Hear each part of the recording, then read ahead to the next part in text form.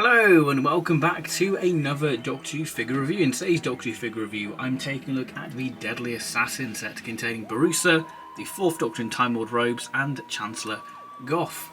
So the way this was going to work is we're going to take a look at the packaging, do the articulation in detail, and compare Barusa to the Series 3/Series 4 Time Lord figure on how they've sort of tweaked the paint apps to make these classic Time Lords. Take a look at the packaging for the Deadly Assassin set. So we've got the first time we've seen this style guide packaging used on the free packs, and it's all looking very Five Doctors sort of Tomb of Rassilon, isn't it? So we've got the Doctor Who logo there, we've got this sort of darkish blue background, which I guess is the style guide packaging for the 4th Doctor. Then we'll the name of the set there featuring the 4th Doctor, Chancellor Goff and Lord Barusa, the scale of figures, and then you can see the window box there. So you can check for quality control, which you're going to need to with this set to get the best paint apps for the 4th Doctor. You've got the TARDIS there, the name of the set. And the back of the box there, so we've got a little bit of info on the Deadly Assassin there. So do feel free to pause if you want to have a little read about the Deadly Assassin. Kicking off this review with Chancellor Goff. Now this is a wild card. Because I don't think we ever expected sort of Bernard Horsfall to get an action figure. This is the same level of insane as a Marcus Scarman action figure. And I think when this set was announced, or leaked I should say, I don't think anybody put Chancellor Goff on there. I think we expected maybe 4th Doctor, Time Lord President and Crispy Master. I think that's what we all thought. Not Chancellor Goff.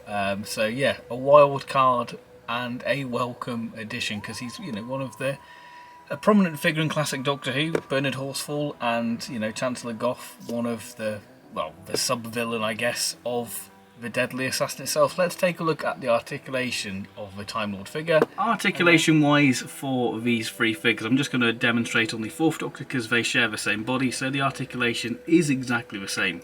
So the head can move side to side, but is hindered by the collar. The arms, again, can move so far, but are hindered by the sort of rubbery PVC sort of collar, and of course we do have 360 at the bicep, bend at the elbow, it's incredibly stiff. We do have 360 at the wrist, and we do have waist swivel, but because he's a bit of a traffic cone, it doesn't really want to move, just ever so slightly, you can see.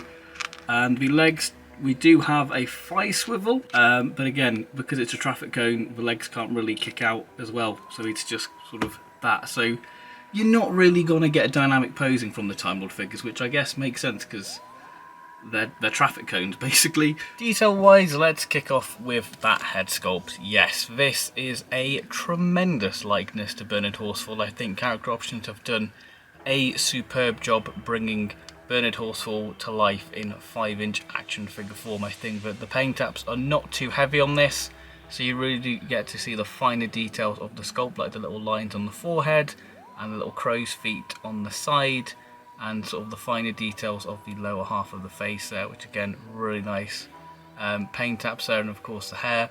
So given this sort of a dark grey base coat, and then sort of a lighter grey wash over to really give that sort of texture and depth for the hair sculpt, which again, very nice detailing. Yeah, you can really see sort of the finer details, the slight bags under the eyes there.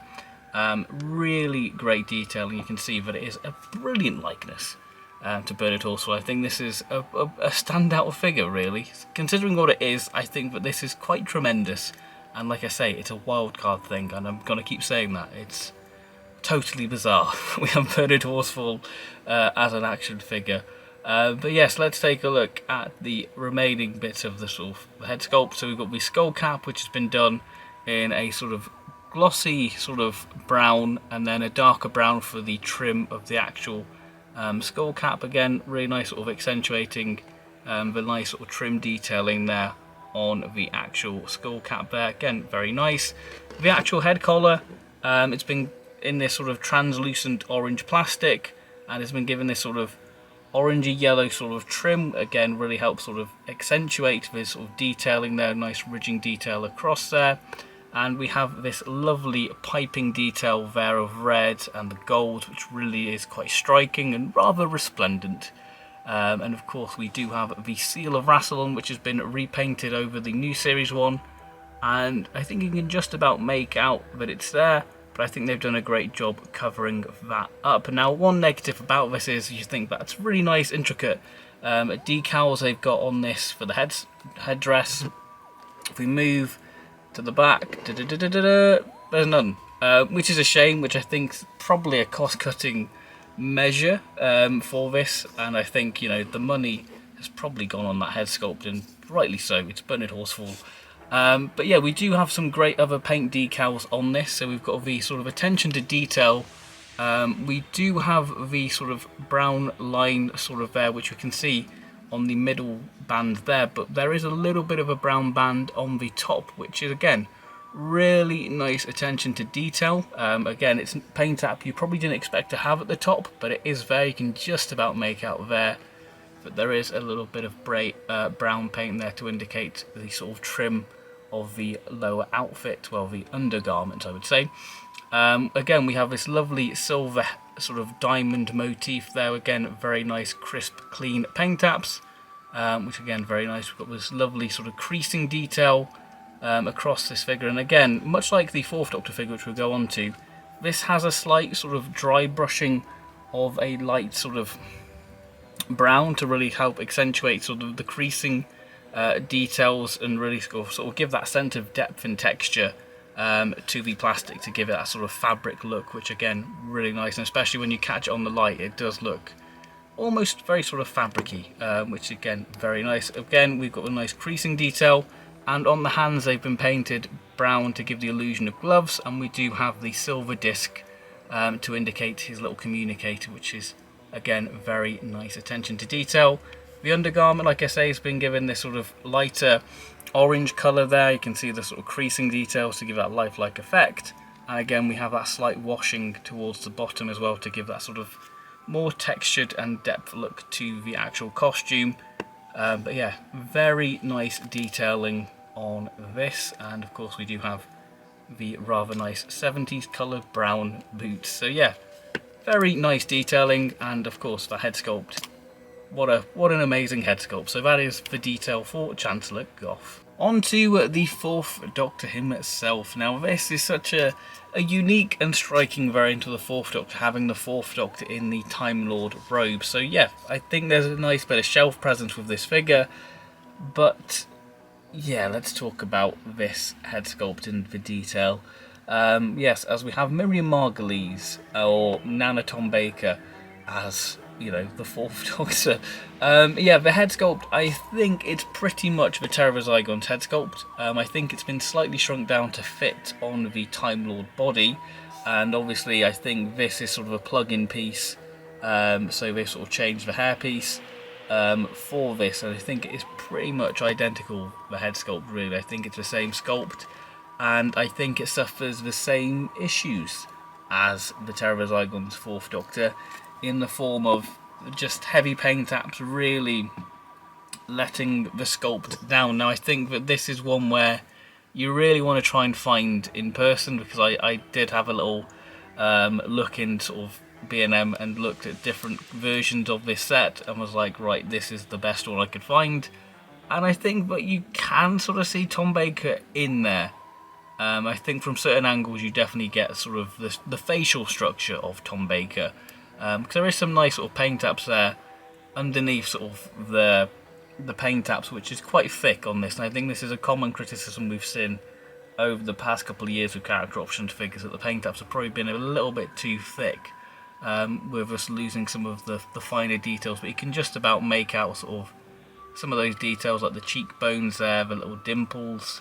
Yeah, you can just about make that out. The hair itself, I'm kind of mixed on. I think that the actual hair sculpt with it sort of, you know, poking out of the actual skull cap's great, especially when you look at the back, you can see it sort of poking out of there, which again, really nice little attention to detail. But I don't know why they've given his hair a slight grey wash.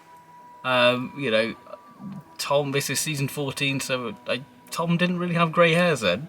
So I think maybe if they did like a lighter brown sort of wash instead of the sort of grey hairs, I think that would probably be a bit better, or maybe that would just look a little bit too similar to the actual skull cap. I don't know, but it seems a bit of a bizarre choice to go for sort of the grey hair look, which yes, it's only a minor little niggle for it. Again, the skull cap pretty much exactly the same as Chancellor Goth.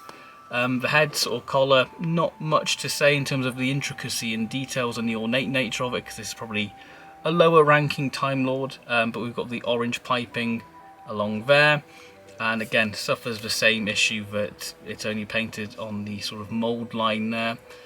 But yeah, again got the seal of Rassilon, but this is when the figure sort of comes into its own, because it's got this lovely sort of washes, as you can see, on sort of the creasing detail.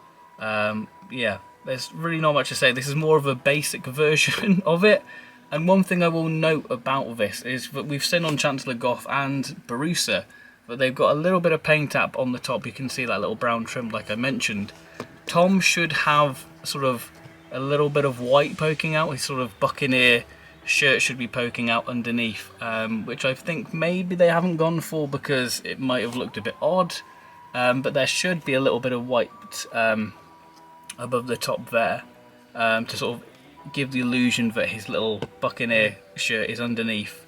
But yeah, that's a little bit of a shame that they haven't gone that, but they've done the extra mile for that little bit of paint app there, that little bit of brown paint app, but not go do the same for Tom. Yeah, interesting. But like I say, you've got a sort of wash over there, sort of a light brown wash there to really sort of accentuate the creasing details.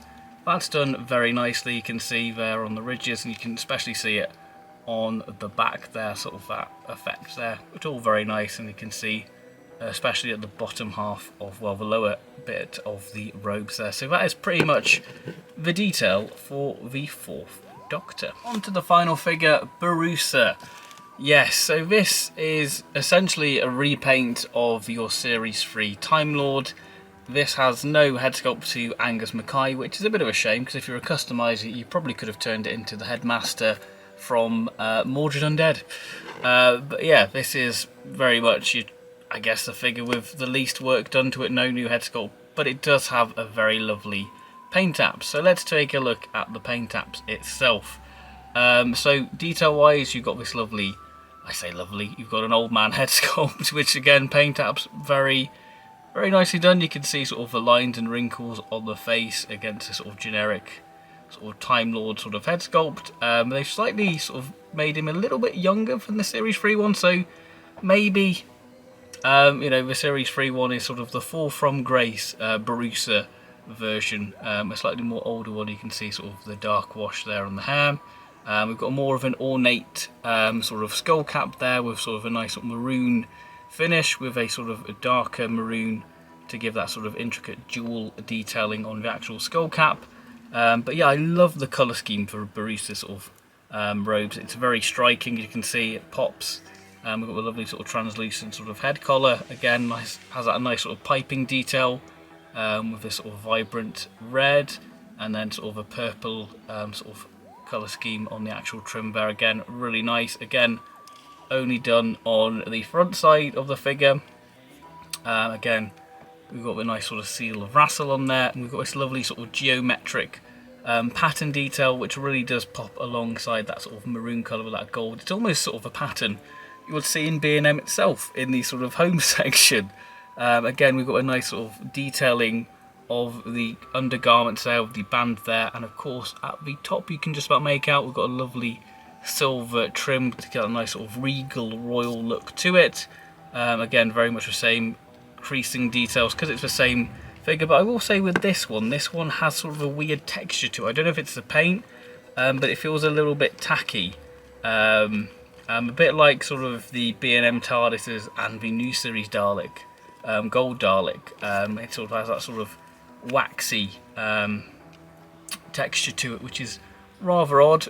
We have the black gloves there with the little silver disc communicator. Nice little attention to detail there. Again, not much to say because it's essentially the same figure, but you can see the nice sort of geometric sort of pattern there on the back. Again, really nice, very nice, visually striking figure. So if I bring in the Series 3 Time Lord now, there we go. You can see the differences there. But it's exactly that figure, just repainted. There, you can see sort of the differences in the paint apps on the head sculpt. and the head collar there, and how they've altered the sort of seal of Rassilon from the new series to the classic there. But yeah, you can really see sort of the differences in how they've sort of modified in terms of just modifying the paints to make it classic. Yeah, it's really nicely done there. So that is pretty much all you can say on Barusa. It's a shame that it's not the Angus Mackay head sculpt, because I think that would be a nice sort of cherry on the top of the cake moment really for this set. But yeah, still nice to have a generic sort of Time Lord Barusa, as it were. What are my concluding thoughts on the Deadly Assassin set? Well, I think that this is probably the least appealing set in the wave, and that's not to say that this is a bad set by any means. But you have the new series Daleks, you have the Remembrance of a Dalek set with a highly desirable Supreme Dalek, and I think probably for people, this had a bit of controversy going, well, where's the new series representation for newer characters? But again, you know, B&M, it's a budget line, and I think they work well within their means with sort of the kit bashing, and I think the kit bashing works incredibly well here, in the form of giving us Chancellor Goff and a slightly tweaked Fourth Doctor and a repainted Time Lord to give us Barusa. I will say Barusa, as much as I love the colour scheme for this, and you can see how visually striking it is compared to the other two Time Lords here, I think it probably would have worked better as the President in the white robes. Maybe they could have done a chase variant like the 5 Doctor set with Cyber Leader, Cyberman, and one set could have been President, other could have been Barusa. I think that would have been quite cool, and obviously gets people buying multiple sets to get the variants. But yeah, I think the 4th Doctor figure, it's a nice variant to have, and I think that it's such a visually striking figure to have. I just think that the paint apps let the figure down in terms of the actual look of the actual face sculpt. Chancellor Goff, he's perfect. You know, it's Bernard Horsfall as an action figure. There's not much you can say about. Obviously, I would have loved the paint decals to be on the back there. But again, you're not really going to display this figure from the back, you know. So I think that they are visually striking. I think that this set probably will get reduced. I got this set reduced, not because I didn't want it, but it was part of the Black Friday sale, so I got this and the Remembrance of a Dalek set a little bit cheaper, which is nice, and I guess, you know, it was quite nice because obviously I didn't find these sets straight away, so to get a little bit of discount on them already was quite nice and appreciated. But yeah, I do like this set, and I think that it is, I think that it's one you can sort of be on the fence about, but I think that this is going to be quite visually striking, and it's something Character Options should have done a long time ago, give us Time Lord variants, and yeah, overall I'm happy with it, I like it, but yeah, I think that this is probably going to be the peg warmer set of the year, but still, there's a lot to love within this set. So yeah, that has been my review of the Deadly Assassin set. Thank you very much for watching. If you enjoyed this video, please do like and subscribe for more Doctor Who figure related content coming up in the near future, like my sort of rundown on Doctor Who figures of 2023. So yes, thank you very much for watching, and bye bye.